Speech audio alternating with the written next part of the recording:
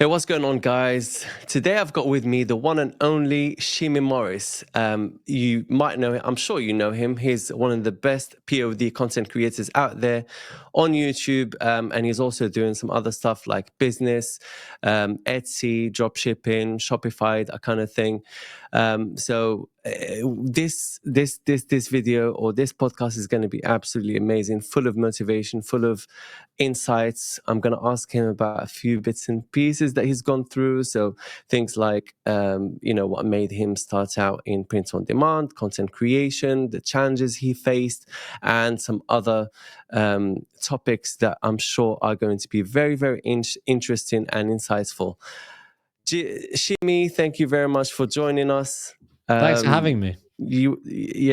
Go on, my man, and introduce yourself. I'm Shimmy, Shimmy Morris. I am from the UK, one of very few print-on-demand UK YouTubers. I know, there's not many of us, right? No, it's really hard to find. But I've been working online like officially for the last 10 years since I left school. But I started making money when I was about 12, whilst I was actually in school. But yeah, I mean, damn, entrepreneurship from day one, right? Yeah, I remember I sold the first thing I ever sold was in year 7, which was like just my first like 3 weeks in high school. I sold my phone, which I had just bought because I had gone into high school, so I was now like allowed a phone. Okay. And I was like, I'm going to sell this phone to someone who doesn't have a phone. And that just like kind of like, I don't know what it was, but it kind of lit a fire in me. I was like, whoa, right. I just made £50. And then From there, it was just like, right, what can I sell next? I know, it's like, when you do something unconventional, which is like, the conventional is getting a job. When you do something completely different from that, especially when it's not what is being drummed into your ears from since you can remember, go get a job, go do this, go do that, get a salary. When you do something different, you're like, oh wow, I did it by myself. Right? You get a different sense of achievement, a different sense of satisfaction. It's like instant gratification. Yeah, that's really cool. I had a story similar to that. When I was a child, we used to make, because I was born in Morocco, we used to make eggs and sell them outside, like boiled eggs, and sell them outside for like literally 10 cents, 10 pennies, just for the fun of it, and a few other bits and pieces. So yeah, I completely relate. So tell me, how did you start with print on demand? Because obviously you've been doing it for a while. Let's forget about print on demand for now and tell me about before that. So you finished your school? What did you do then after? So, well, it all kind of started in school. So in school, we had GCSEs in year 10, 11, and A-levels in year 12, 13. Throughout school, I was selling like the classics, like food and stuff. I started selling jewelry at one point, and I made like more serious money with eBay. So that, again, whilst I was in school, you're technically not allowed an eBay account at that age, but I used my mum's, which was very helpful. And I was buying in bulk and selling like iPhone cases. I was buying and selling iPhones as well. I would queue up outside like the Apple shop when the new ones got released and buy as many as I could. But then after doing my exams and all that, I knew I wasn't going to university. That was never going to happen for me. So after school, I did a gap year. So is that after A-levels? Yeah. After A-levels, I did like a gap year. And then 6 months into that gap year, I kind of discovered this guy called Donald Wilson. Don't know if anyone's ever heard of him. And he was teaching Facebook advertising. And I was like, I have no idea what Facebook advertising is. I have no idea about this e-commerce world. Like, I knew what eBay was and Amazon and that kind of stuff, but like, I didn't know like all these other things that you could do. So I took his Facebook ads course, which I think at the time, it doesn't exist anymore, but I think it was called like Facebook ads cracked or something. I can't even remember. This was a long time ago. 10 years. I took his course. He explained how to use Facebook ads. He explained like a basic thing you could sell, which would be t-shirts. So I was like, all right, fine. I'll just do this with t-shirts. And that's kind of like where I discovered print on demand. And I started my print on demand journey with Teespring. Okay. So yeah, it's Back Teespring. then, people used to absolutely smash it, but you have to use Mm. Facebook ads or some sort of advertising. And Yeah. at the time, it was Facebook ads. Yeah, yeah. Yeah. I mean, it's still Facebook ads. I know people who are doing 6 figures a month with Facebook ads. It's huge. Yeah. But yeah, so I wouldn't necessarily use Teespring to this day. I mean, it's now spring, but I use Teespring. I created scalable designs, like either I've created name designs, I created teacher designs, I created like job designs like bartender, teacher, electrician, Mm. all that kind of stuff. I created like spin-off designs, not like so obviously within trademark, but like so like if there's a movie like Top Gun, right? You can't do Top Gun, but you could technically do a Father's Day t-shirt called Top Dad, Mm. not use So the like same font. parody. Yeah, Parody? yeah, parody. But parody where it's there's enough of a difference and you're using like different fonts Mm. and everything, so you know you're okay. And those did fantastically, like they did really, really well. So I did that for a bit of time, and then funnily enough, I actually stopped print on demand. So I did that for about eight months, and then what I would do is for the next 3 years, every Father's Day, I would create a couple more designs and just sell over Father's Day. But that's about it. Just because Mm. Father's Day I had designs that were doing 5 figures in the week up to in the week before Father's Day, and it was like Mm. just printing money. All I had to do was click play on the ad and just get it going. So I did that for 3 straight years. But at the same time, I was doing other things. But yeah, I stopped with print on demand when I was about 20. So I was only doing it for like a year and a half. And then I moved on to the next thing. And what is the next thing? So, well, it's funny. There's a circle of life here. So I have come back to print on demand now, 10 years later. But the next thing after print on demand, I did an Amazon FBA business. Yeah, yeah, yeah. So again, I took another course. It's funny. After I left high school, I actually enjoyed learning a lot more. When I was in school, I hated class. I just hated it. Because you weren't interested in it. Like what you enjoyed Yeah. learning is the thing that you're interested in. To do with business, Well, entrepreneurship, that kind of thing. yes, but also just like the way it was taught. So like I Mm. absolutely love maths, and English as well. Like I wasn't necessarily amazing at these subjects, but I do actually enjoy them. And I was terrible at English back in the day, but I think I'm actually very good now. And I just think I wasn't enjoying the way it was being taught. It was very Mm. like robotic, and I'm much more Mm. of a creative, out there learner. So when I was able just to take courses and teach myself things at my own pace, in my own way, I just enjoyed it a lot more. So yeah, after t-shirts, I took an Amazon FBA course with my brother, and we decided to kind of like do this business together. And we took this course. We ordered a crazy amount of stock in bulk from China, and we started selling it. And the first product failed, which whatever that happens. Second It product was happens. Yeah. yeah, second product was a massive hit, which kind of like changed our lives in a way because we started in America, like selling in America. Hmm. Then we brought it to the UK, and we were actually one of the first people to bring this product to. Well, it was on Amazon, but we were one of the first people to bring this product to Amazon in the way of FBA selling. So like FBA. Yeah. with the specific images and the title and all of this kind of stuff. Yeah. And it did amazing. Like, it kind of went viral in a way. But then it got knocked off so many times until it was like a price war down to the bottom. So Yeah. we started introducing like more products. We had like 19 products at one point, um, which was pretty good. That was really fun. We did that for uh, I want to say, I can't remember. I think it was like 5 or 6 years, and we stopped that eventually. We both came to realization that Amazon was an absolute nightmare, and neither of us could be bothered with it anymore. Yeah. Um, I did FBA for a while as well, and I agree with you. Found it an absolute nightmare, man. yeah, Sending stuff to the distribution center, to the warehouse, and Mm. all the. I mean, now you can do the fulfillment center thing, but it's just long, right? So it wasn't even. It And was more just like the customer service side of things. yeah, Like, and you have to deal with the customer service as yeah, well. yeah. Like Well, we had a sourcing agent. So we had a supplier in China who would send stuff to our sourcing agent, who would repackage it for Amazon and send it straight to Amazon. So we were actually off hands for a lot of it.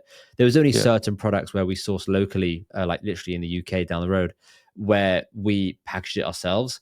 And that didn't last very long because we were not Yeah. packaging Terrible. stuff. That was so bad. But it was more the customer service. If anything ever went wrong, we'd be on the phone for like 20 hours. And that's not even a joke. Like Wow. literally 20 straight hours of being like on hold and just having the phone in the background whilst we did other things.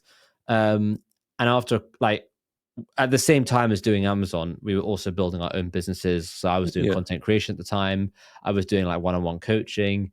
And we just came to the point where I said to my brother, look, I want out. I don't want to do this. And Yeah. I've been like putting off telling him for so long because I was nervous that he really wanted to still do it. But it turns out he'd been putting it off as well, telling me.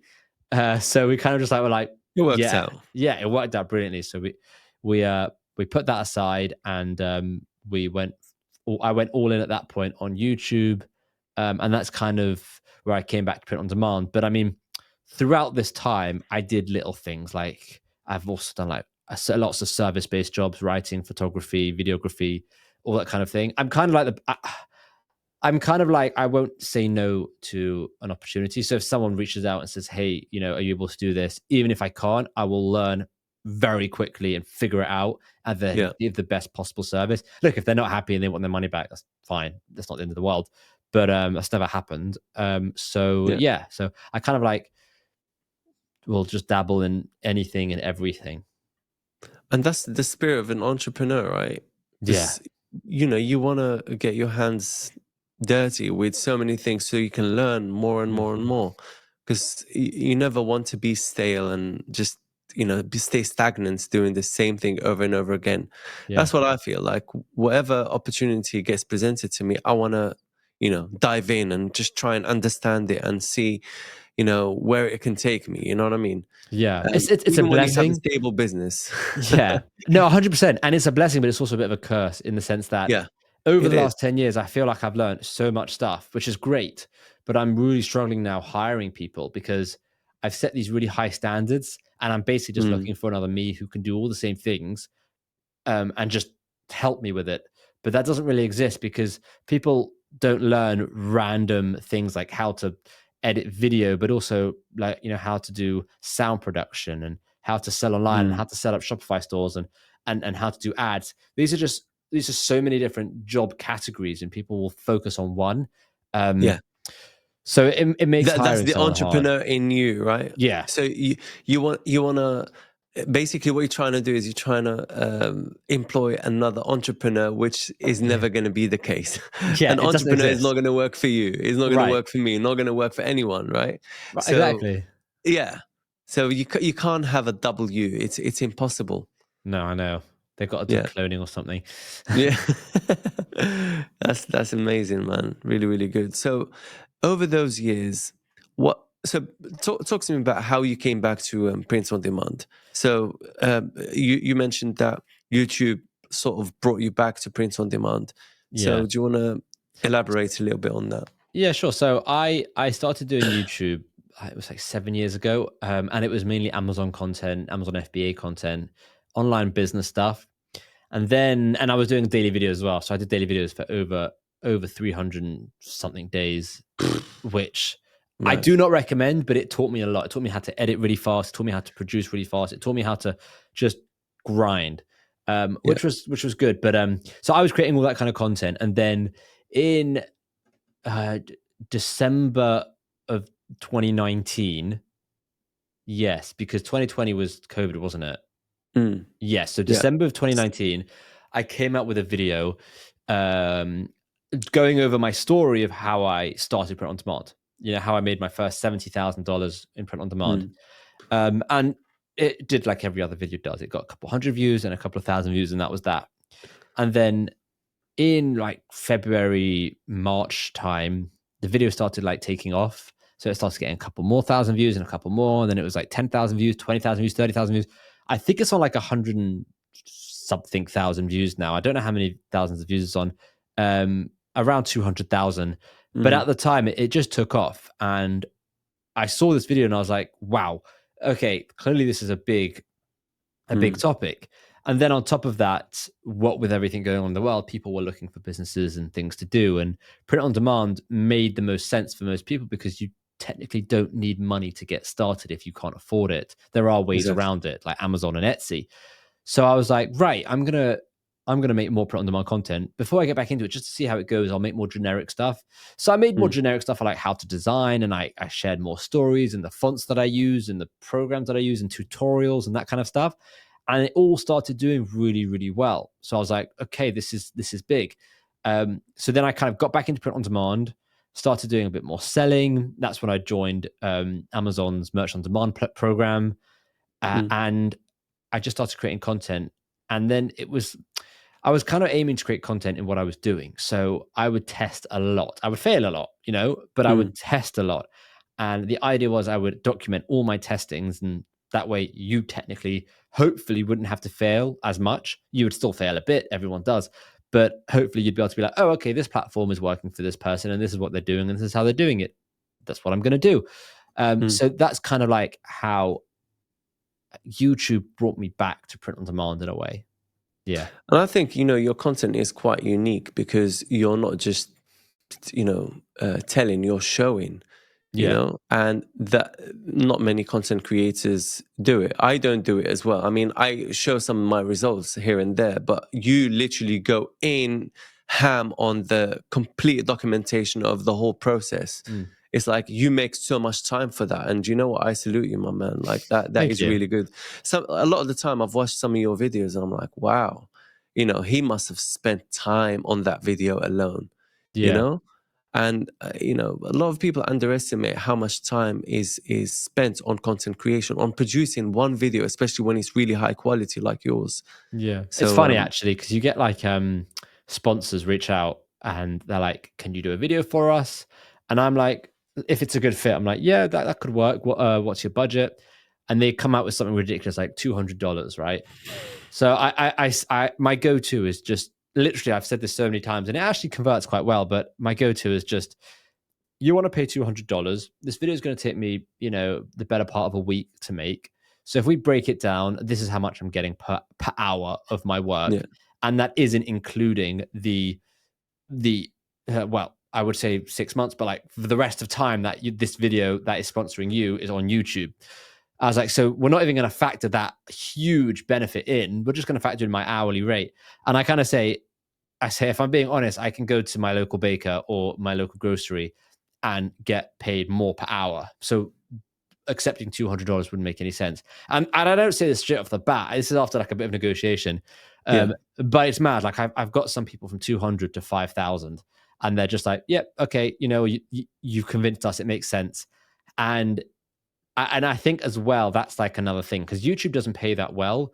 And print on demand, yes, I'm still doing it, and yes, it's a business, but I've never gone in on it, so I've never gone back to it so hard and focused on it so much that I'm able to pull ridiculous figures like Yeah. you and other people out there.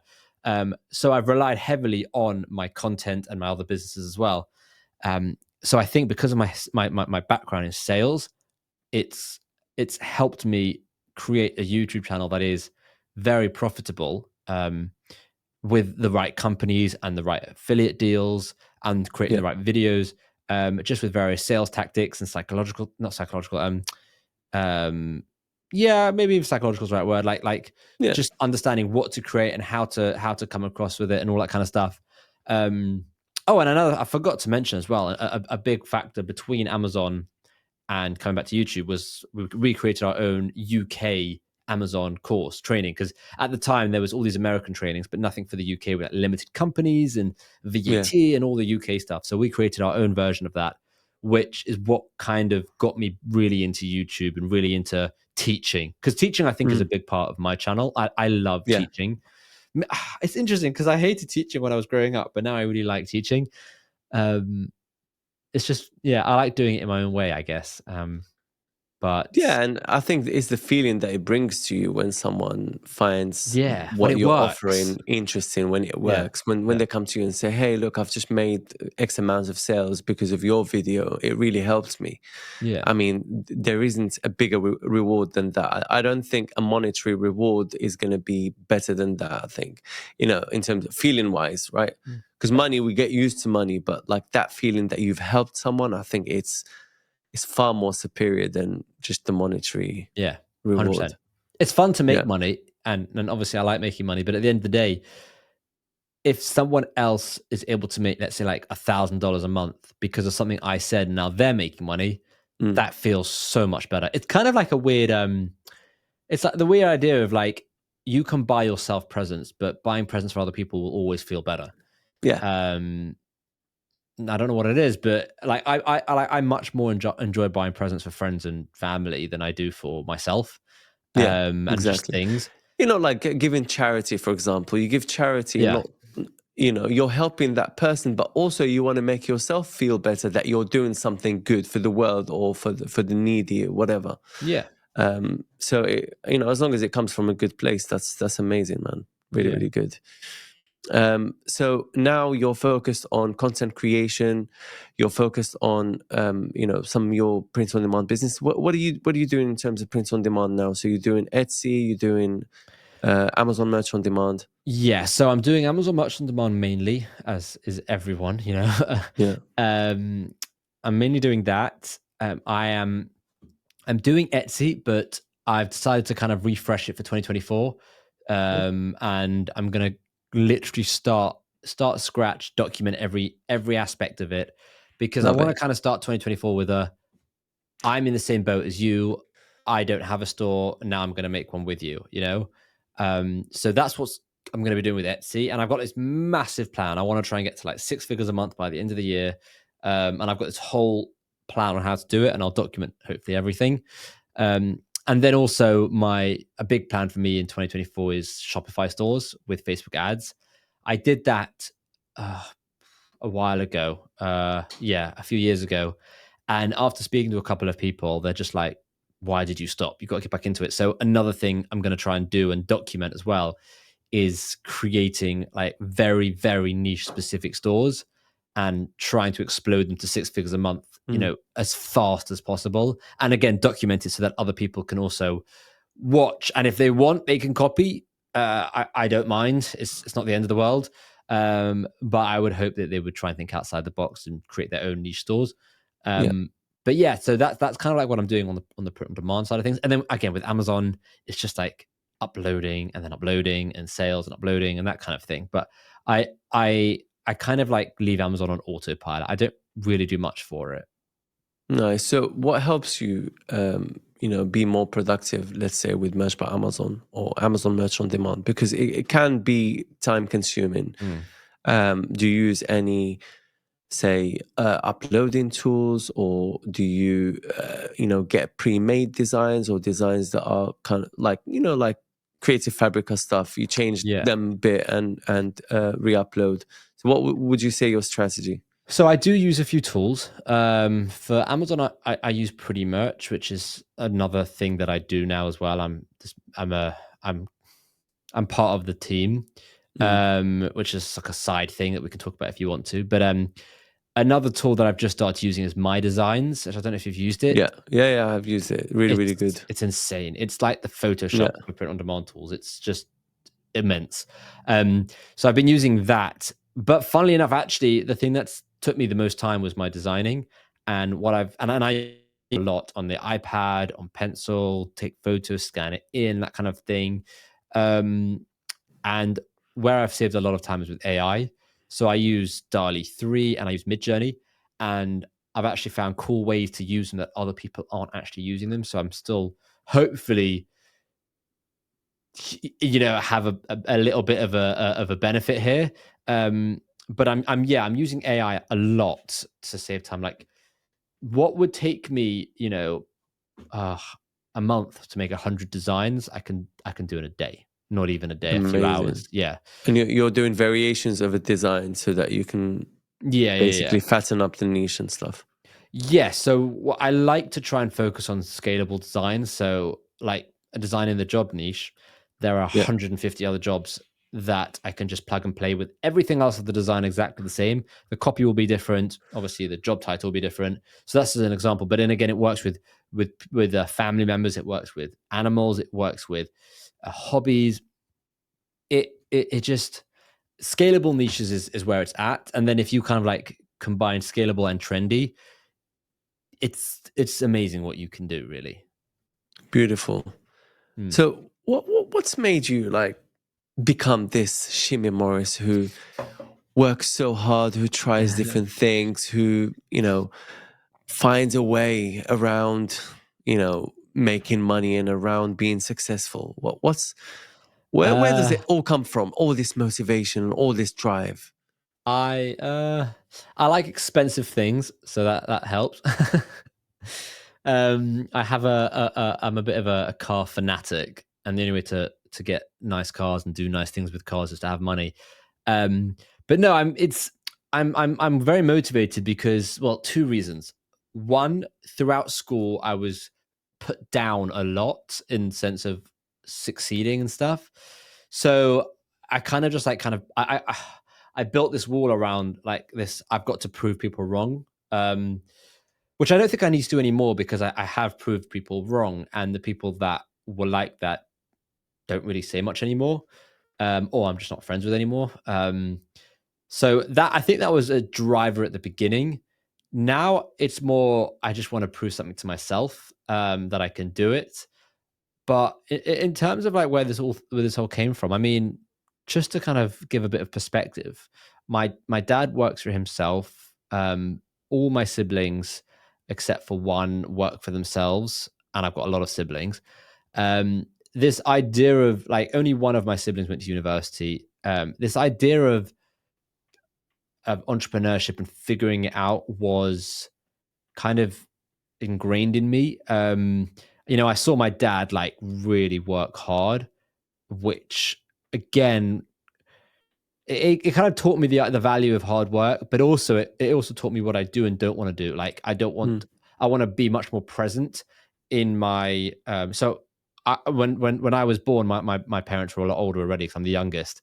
mm, Um, so I saw my dad, in his 50s, 60s, 50s and 60s, um, work, like mm. work. And I think that kind of instilled in me in this idea of I want to get to a point where I can have a family and I'm not reliant on my day-to-day work. So I'm 28 now. I don't have any kids yet. But I'm hoping like by the time I'm 35, I'll get to a point where, I can just not go to work for a month if I don't want to. I mean, I'm sure I will because I this obsessive need to work all the time is like I'm addicted to it. Um, Mhm. but it's the idea of there's a specific life that I want, and I know there's only one way of getting it. And to get it, it involves a hell of a lot of work, smart work as well. Um, and I see certain people who have got it, and I kind of and I want it. So like I'm going in a Yeah. very specific direction. Yeah. So Yeah. is that why you're trying to like put off having kids until you're 35? No. I'm not trying to. I'm not putting off kids till I'm 35 for sure. Not. When the time is right. yeah. I'll have kids whenever. It's I've only said this. Sorry, continue. no. So it's not even about. It's like yes. It's more about if I have let's say we had a child today. I know very well that I'll be able to do everything I wanted to do.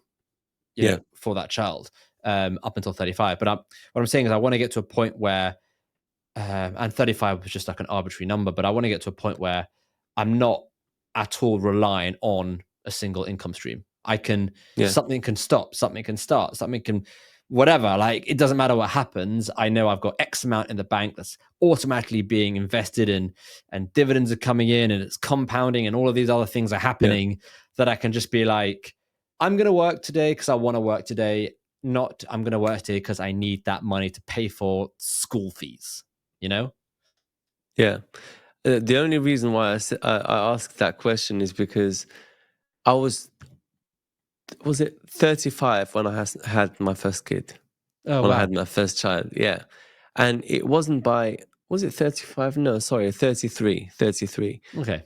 And it was by choice, but I felt like I had put it off for too long.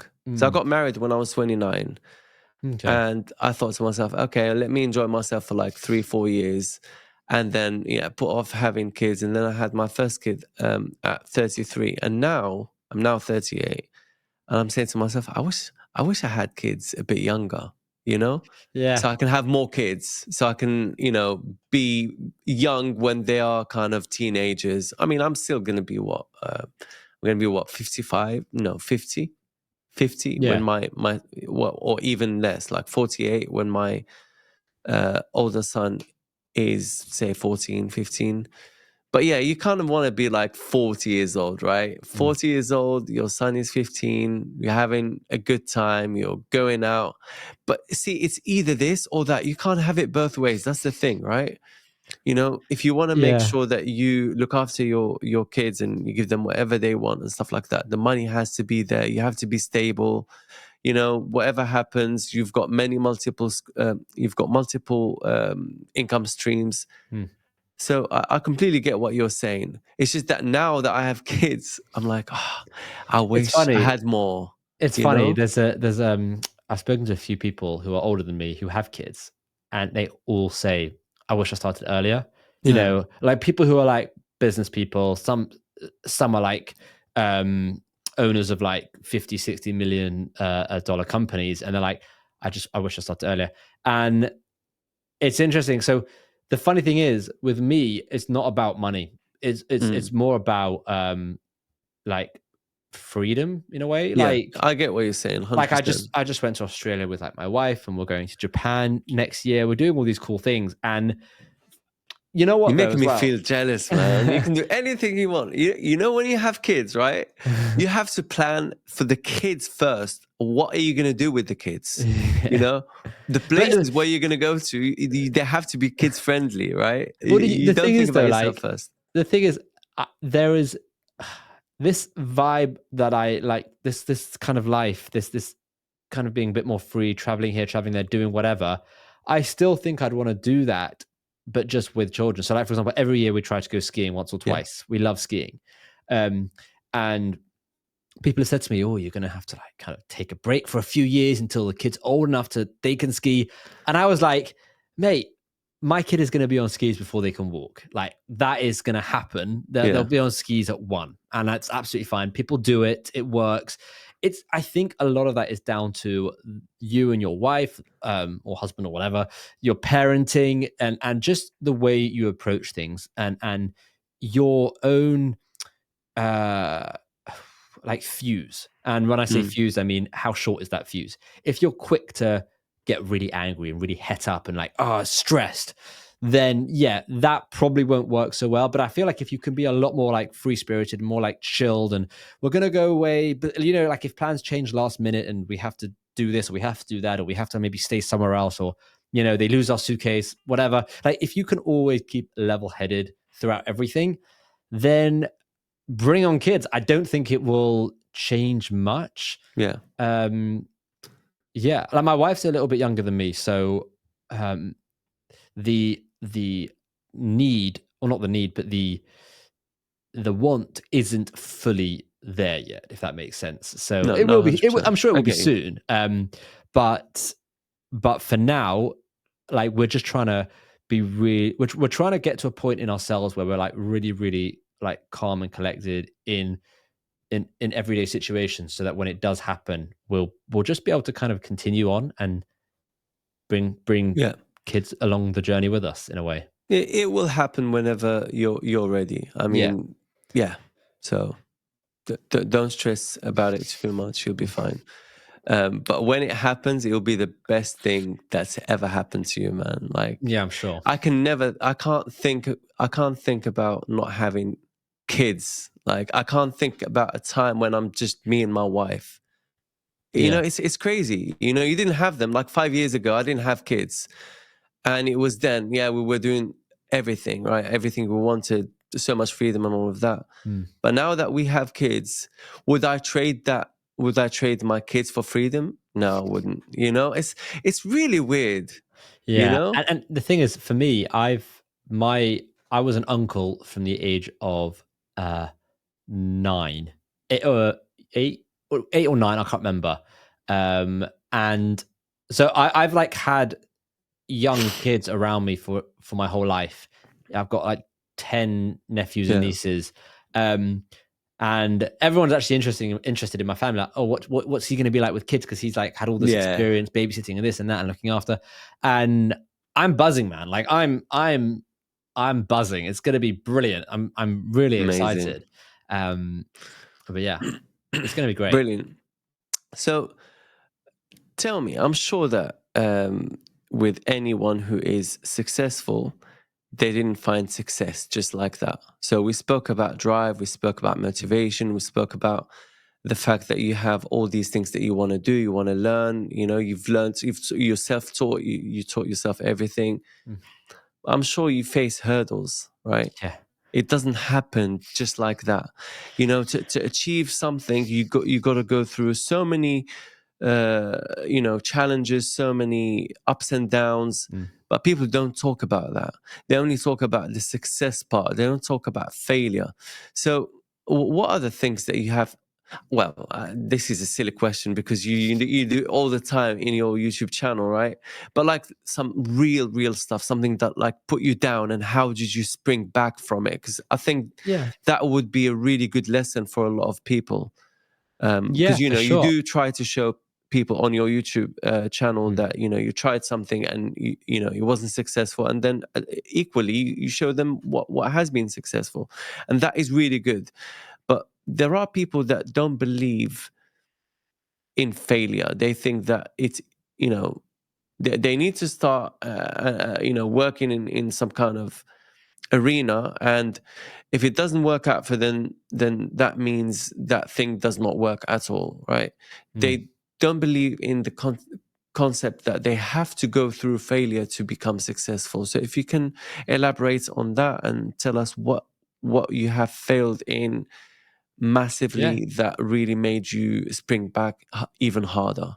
sure. I mean, like I said, there's no point going over the YouTube failures because Yeah, I mean the ups and downs of trying to do YouTube is every day. Like you can spend 2 weeks on a video and it flops, and that for me, anyways, is I get really down. And like I've been trying over the last like couple months to like learn how to control my like emotions around that and like not isolate your emotions yeah. from business. Yeah, Yeah, yeah, especially with YouTube because it has so many ups and downs. You can go from yeah, high one video to the yeah, lowest of lows the next.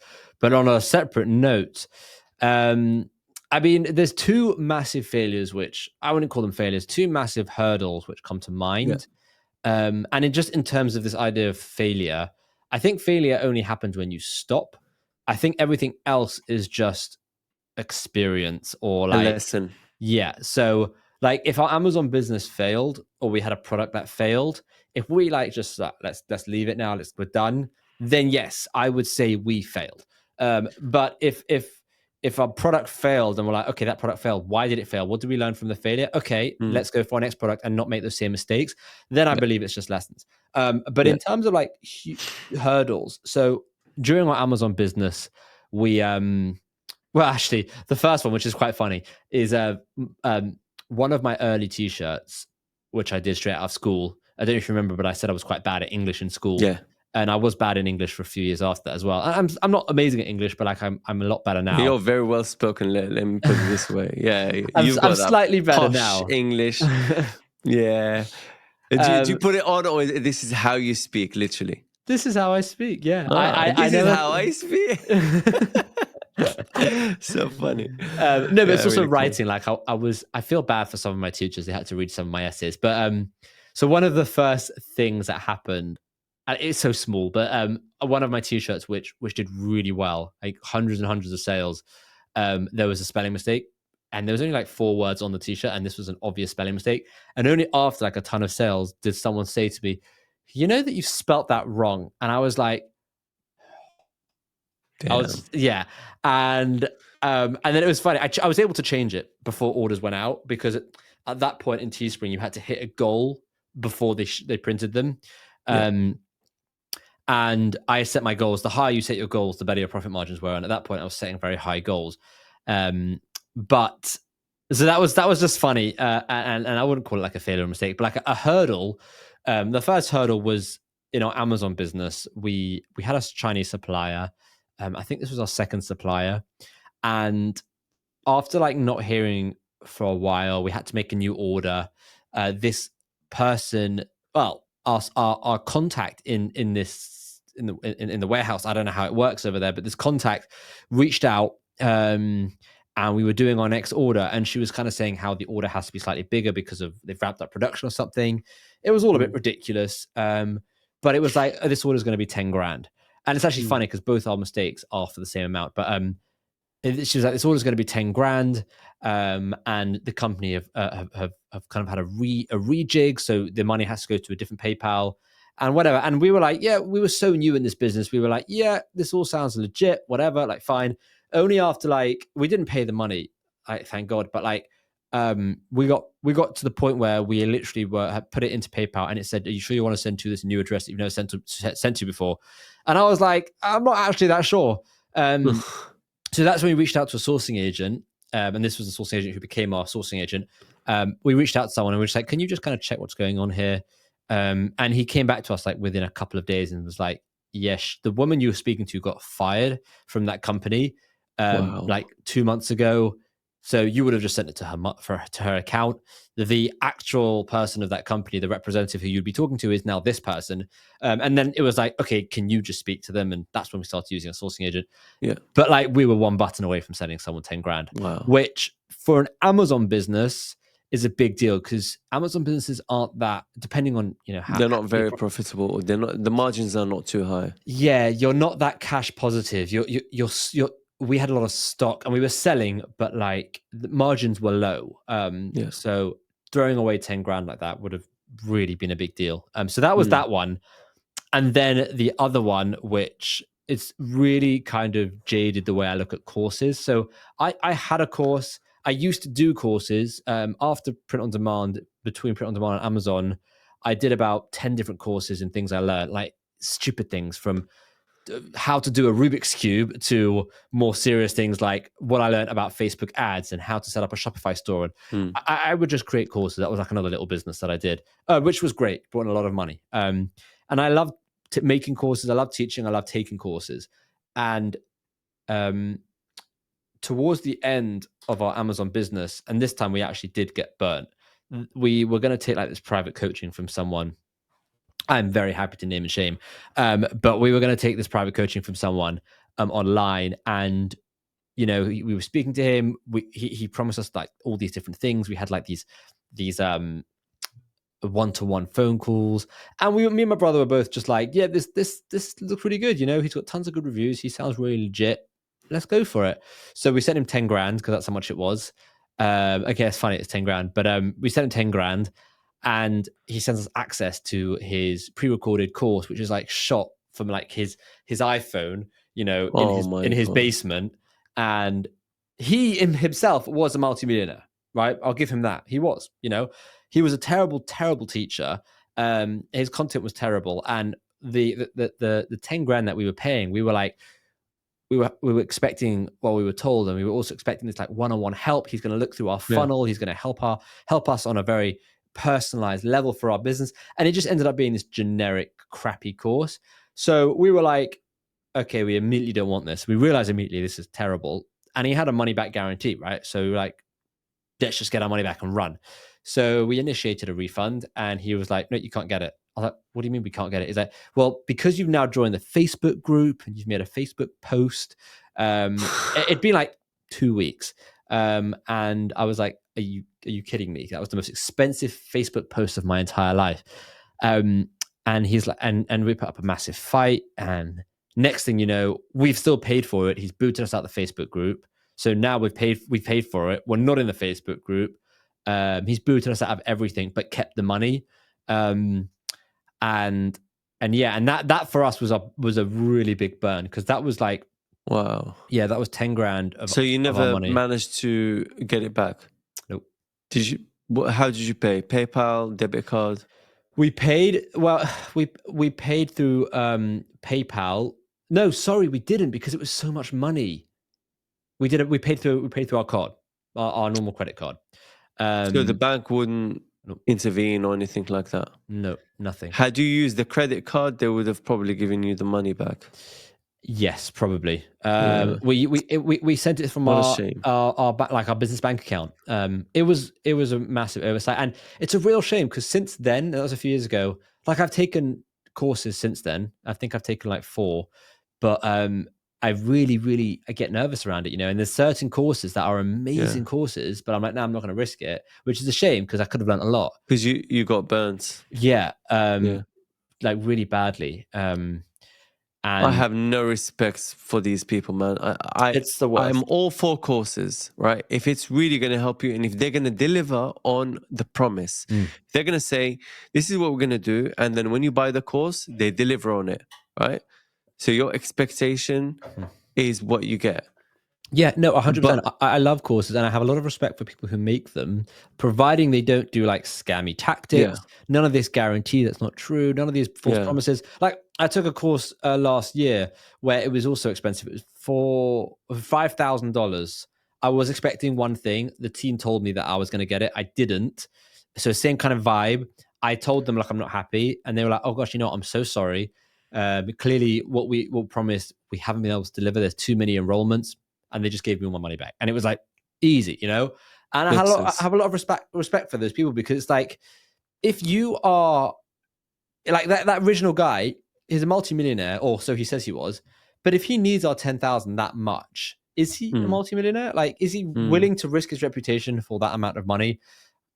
I You guess he know, doesn't care about his reputation. And I'm sure that he's done it with many people. It's not, you're prob- not the first person, but yeah, it's probably. a lesson learned, you know. It's a Yeah, lesson learned. It's yeah, only money. Money comes and goes, and you know, as long as we learn from our mistakes, mm, that's all that matters. yeah, 100%. Cool. So, yeah, sorry, you were saying. No, go. Yeah, I was just gonna say, it's been incredible, man. Like, you know, you've gone through a lot to learn all this stuff to become who you are today, and you're only 28 and Yeah, married, right? yeah, That's beautiful, man. But you know what's crazy? I'm from a different generation. I'm 38.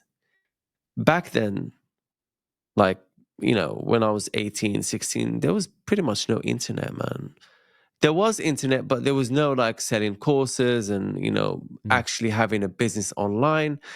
The opportunity that we have now before us is absolutely incredible. You know, you get 16-year-old millionaires, 14-year-old millionaires working with their parents, yep, you know, information, debit cards and stuff like that. They're not even old enough to make a bank account, and they work with their parents' bank accounts, and they've become millionaires yeah. only because of the power of the internet.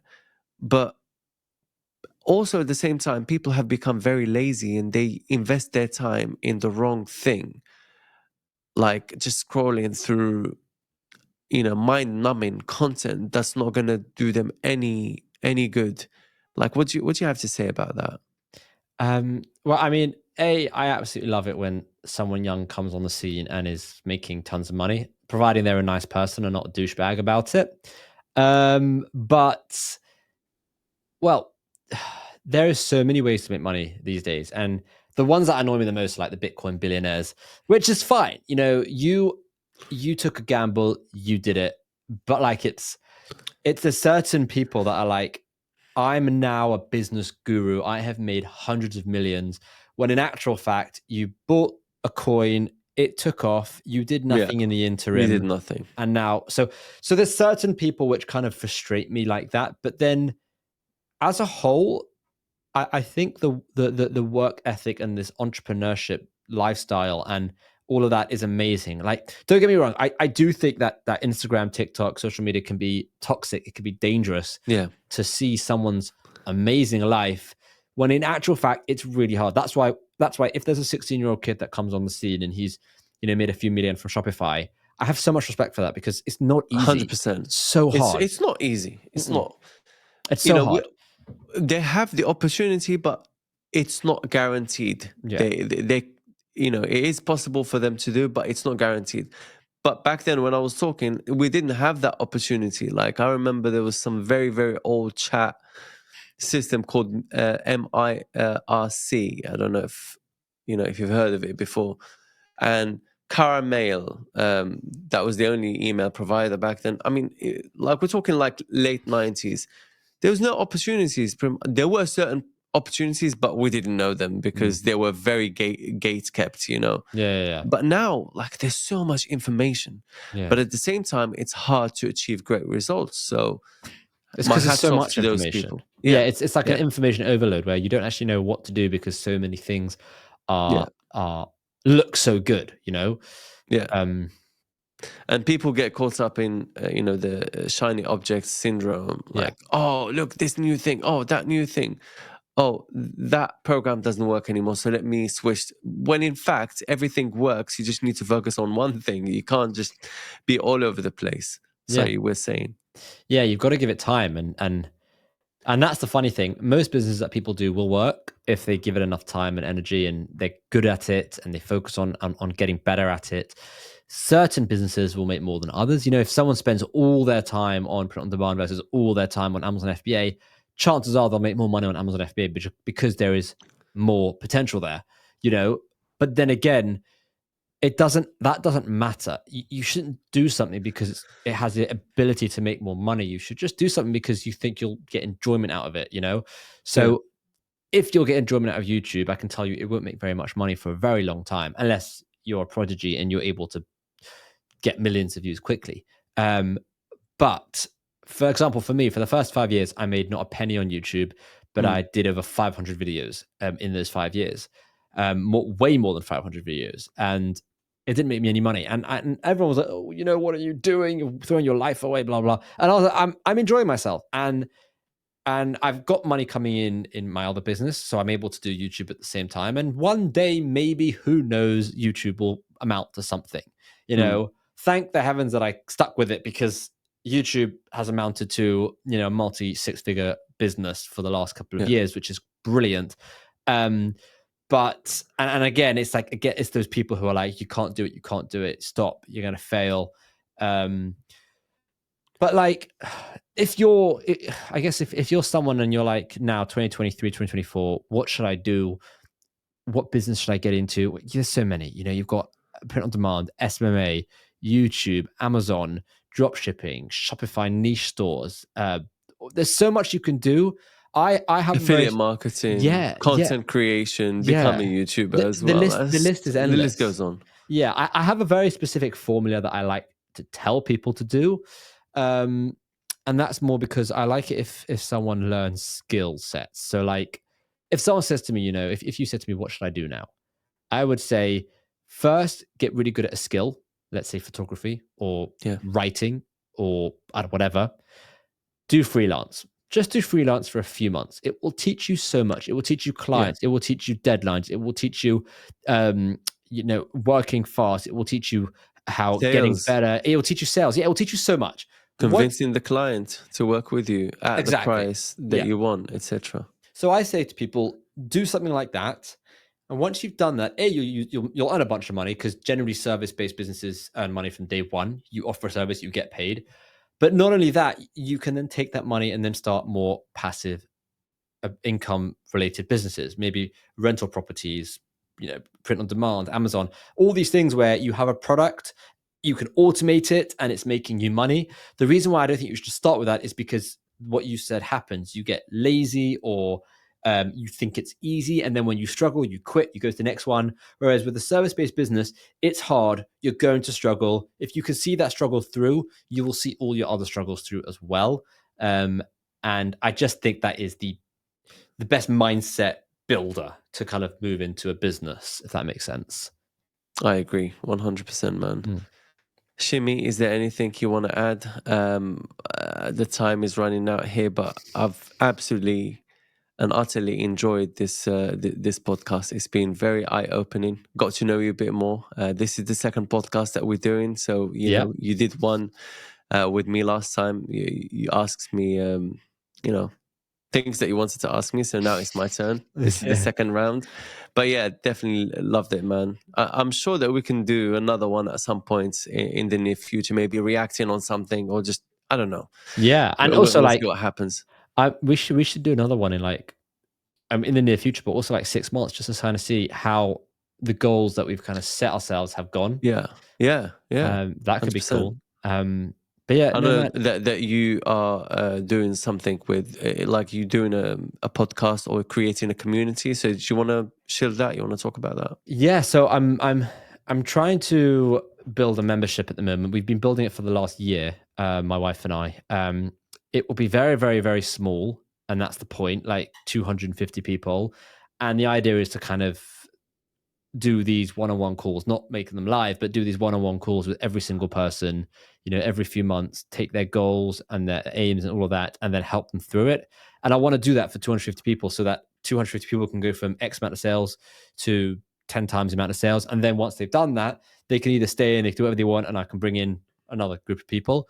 So I'm kind of trying to build one of these businesses where it's like a very personalized online school, focusing around print on demand. But if someone says to me they want to do something else, we can figure it out. Yeah. I'm hoping to launch that in January. Like, I don't know how it's going to go. We'll see. I hope it goes well. I'm sure Yeah, it will. I'm sure it will. we'll Come see. on, you've managed everything so far. That is gonna be one of the things that will be successful. So Yeah, I hope we're so. all rooting for you, my man. Thank you so much. And this has been amazing. Thank you so much for having me on this really You're cool welcome, podcast. mate. You're welcome. Yeah, guys, thank you so much for staying with us on this podcast. I hope that you've benefited from the insights that Shimmy has shared, and we'll see you on the next one.